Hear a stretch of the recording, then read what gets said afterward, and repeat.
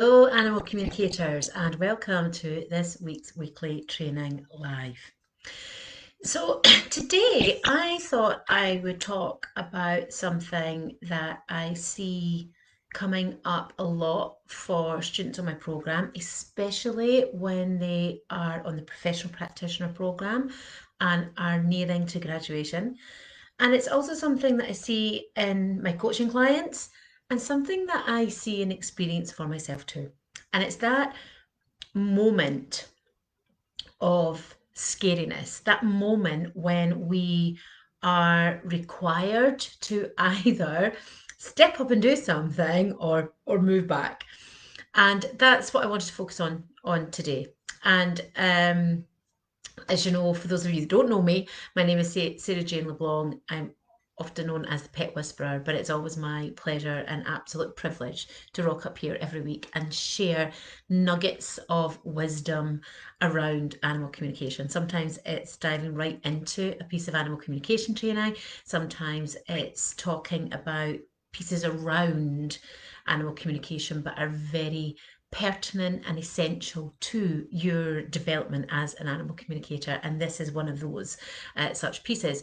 So this scariness, I think it's fair to say that there's fear in lots of stages of the animal communication journey. So put a whatever face you want to put in the comments below if you know what that feels like to have that can I do this, am I really doing this? You know, when the feedback comes back and it's good and you're like, oh, did I really do that, am I really doing it? So if you've had those moments, or maybe you've had moments where you've done a piece of work and somebody said, oh, that was so good, could you speak to my neighbour's cat, and then you get the collie wobbles and you're like, oh, I don't know if I can do it again. So those kind of experiences are completely normal and they happen to all of us at those earlier stages of our journey. But as we move through and we become more competent at what we're doing and we start to learn to trust that competence and we're ready to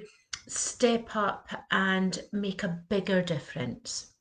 Now, there's no right or wrong about where your level of input is. We can't all be front of house, larger than life animal communicators. We need all those variances, don't we? We need we need the people that quietly do in the background. We need the people that are up there, being the voice for those that can't be the voice or don't want to be the voice. And when we all play our different roles, we actually create a whole. So there's no judgment on where anybody is in their journey or what level you are playing your personal game at. If you want to sit quietly in the corner of your room at home and just quietly do your work and make your impact, make your difference, that's absolutely fine. So I just want to be clear about that piece, because we all have our own place to be. But here's the other part of that is if you're in your comfort with that, if that feels really comfortable and you know that's where you are, just check in. Are you in your comfort zone? Are you in your comfort zone? And if you dig down deeply, is there another place for you to go? Is there another level for you to reach? Only you will know that. Only you will know that. But I do ask you to check in around your level of comfort, because we can create difference and we can create transformation in our comfort zone. Of course, we can.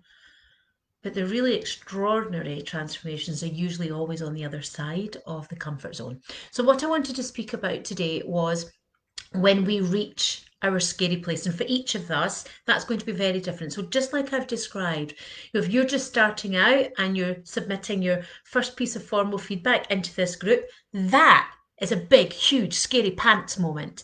If you are doing an interview with somebody that wants to know more about your work and you've never done an interview before, that is a big, scary pants moment.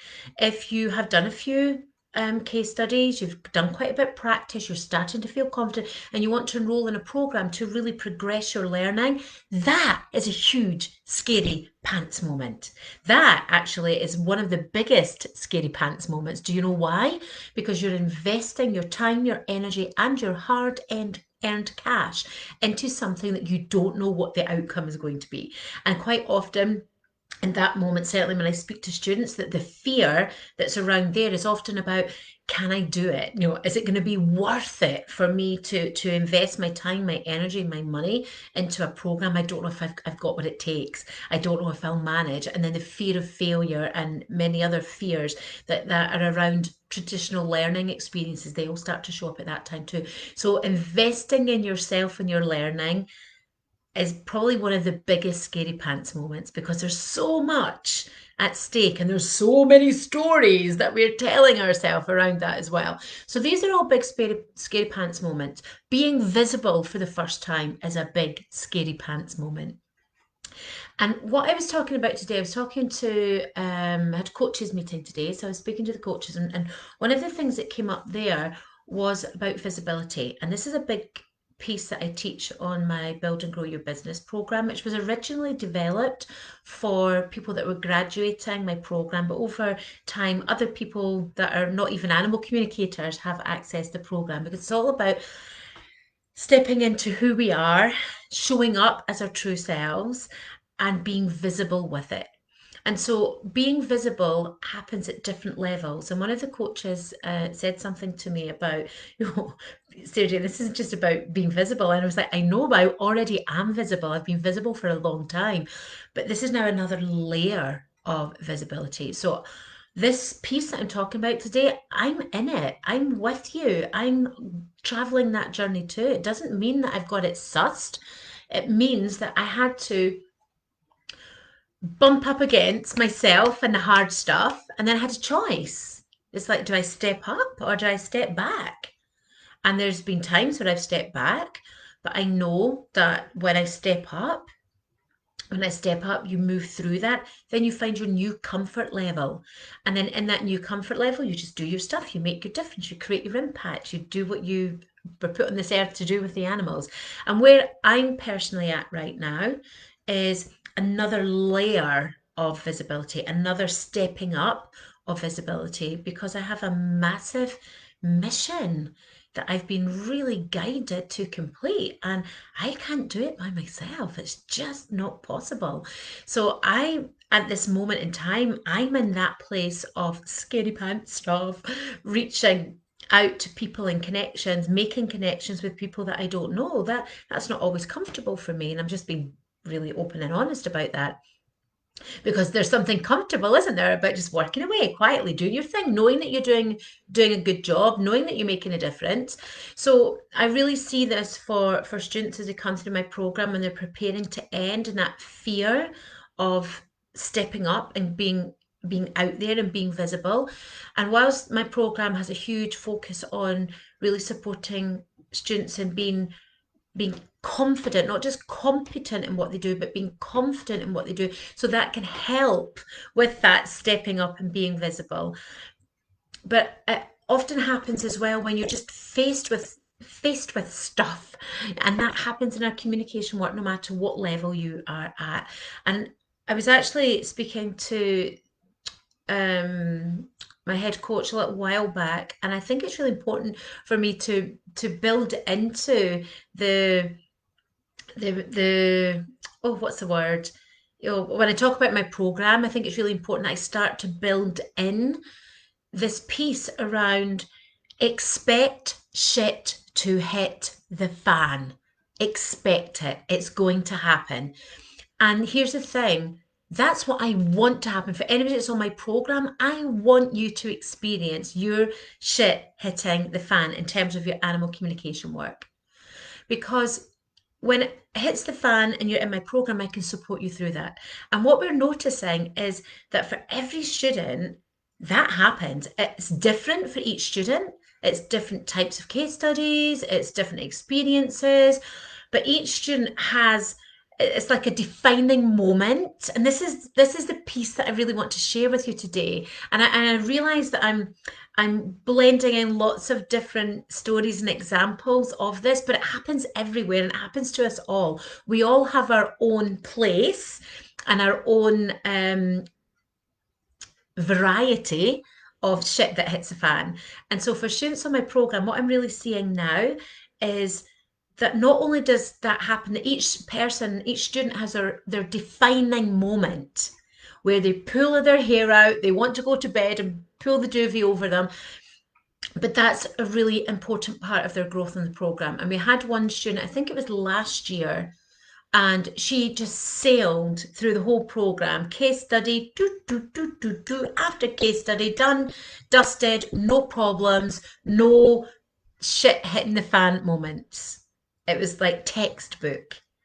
And then she got to the very last stage of the program, which is where you've done all your case studies and you're working with 4 assessors. And that was where the shit hit the fan for this particular student. Not in the case study process, but something came up, which was a big deal for her.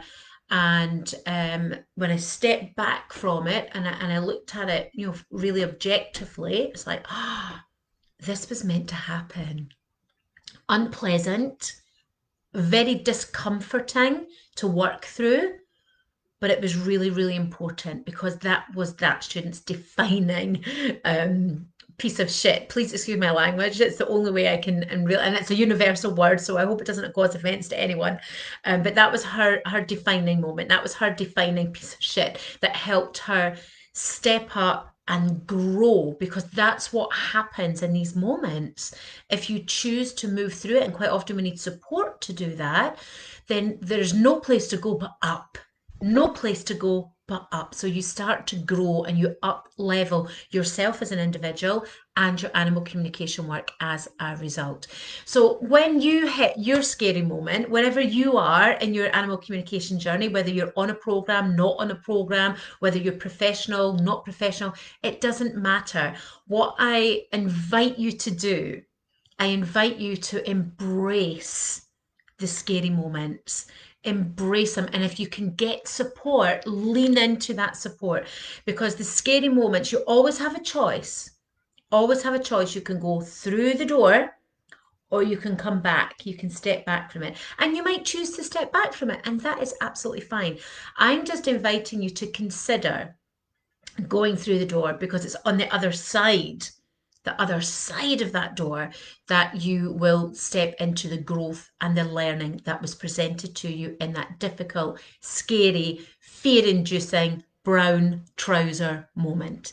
So that's my invitation for you today, guys. Any scary moments that come up, embrace them, lean into them, know that the world is not going to end and you will come out the other side eventually. But when you do, there will be learning, there will be insights, and there will absolutely be growth. And that is what will make you an extraordinary animal communicator.